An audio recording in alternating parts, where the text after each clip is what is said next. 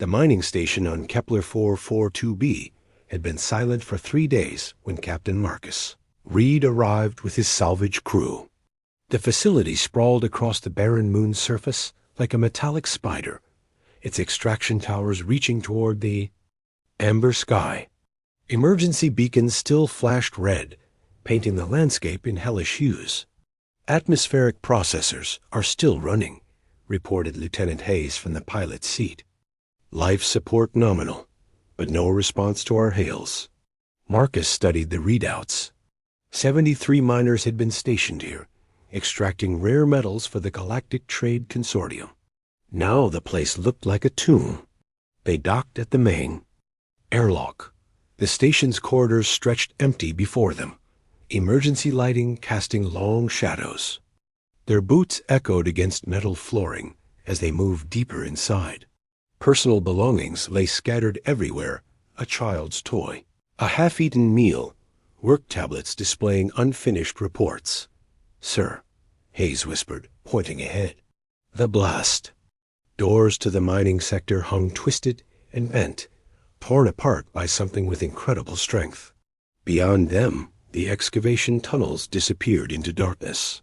Strange scratch marks scored the walls, each gouged deep enough to fit a man's fist.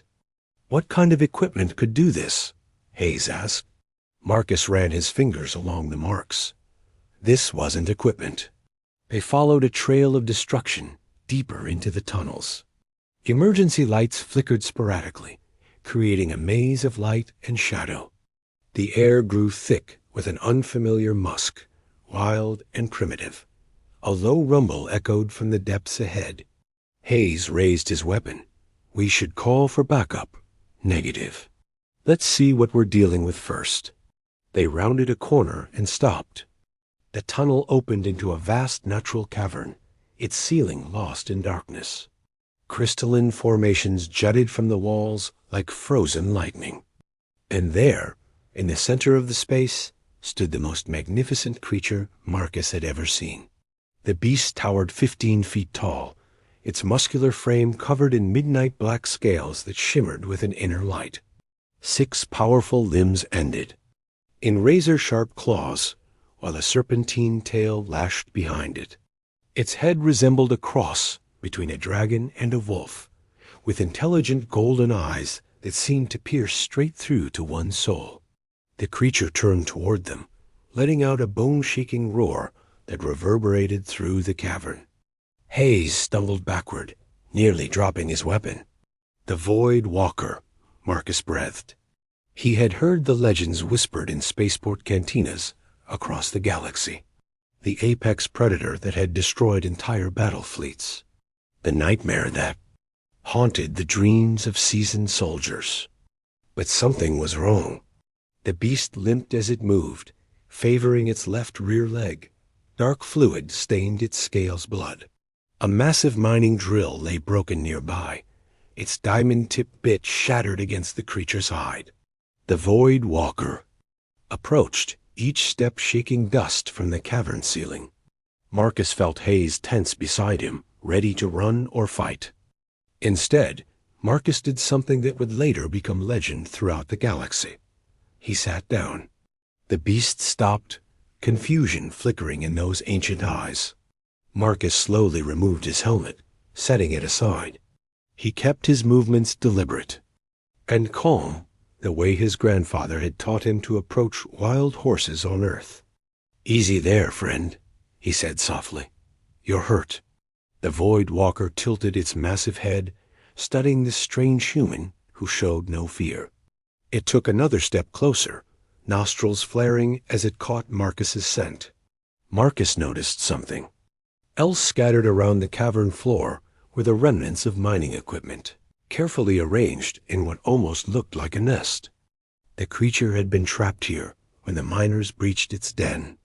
In its panic and pain, it had lashed out, causing the evacuation. "You're scared," Marcus realized aloud. "This is your home, isn't it?" The beast lowered its great head, ringing, its eyes level with Marcus. Up close, he could see the intelligence there, the pain and something else, loneliness. This creature was ancient, perhaps the last of its kind, dwelling in the deep places of the galaxy where no light touched. Marcus slowly reached into his pack and withdrew a medical scanner. The Void Walker's eyes tracked the device, but it didn't retreat. The scanner revealed internal injuries from the mining equipment. Nothing fatal, but certainly painful. "Hayes," Marcus said quietly, "bring the medical kit." "Sir, are you insane?" "That's an order, Lieutenant." With trembling hands, Hayes approached with the kit. The Void Walker watched, but remained still as Marcus applied synthesized healing gel to its wounds. The creature's scales were warm, too. The touch, pulsing with bioluminescent patterns that seemed to respond to Marcus's gentle treatment. As he worked, Marcus began to understand. The Void Walker wasn't a mindless predator. It was a guardian, protecting something precious in the depths of the cavern. Following his instincts, Marcus ventured deeper into the space and discovered them. Eggs, 3 of them, each the size of a shuttle pod, glowing with soft inner light. The creature had been protecting its young. When Marcus emerged from the egg chamber, the Void Walker was waiting.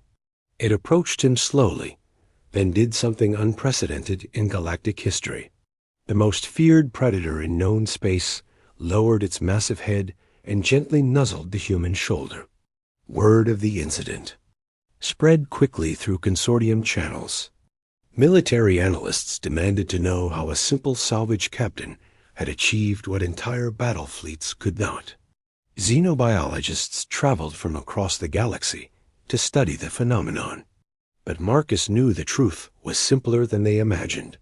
He had treated the Void Walker not as a monster to be feared or a prize to be claimed, but as a fellow being deserving of respect and compassion. The mining operation was permanently suspended. The cavern became a protected sanctuary, with Marcus appointed as its guardian. The Void Walker, whom he came to call Rex, became his partner in protecting the newly hatched young as they grew. Throughout the galaxy, the story became legend. How a human had faced the ultimate predator with nothing but kindness and courage.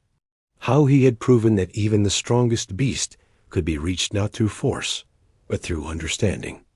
And in quiet moments, when Rex would rest his great head in Marcus's lap while watching over the young one's play, Marcus would smile and remember his grandfather's words. "Son, there ain't no creature in this universe that can't be gentled with patience and respect." The galaxy had learned that lesson from humanity. Sometimes the greatest strength wasn't in conquest, but in compassion.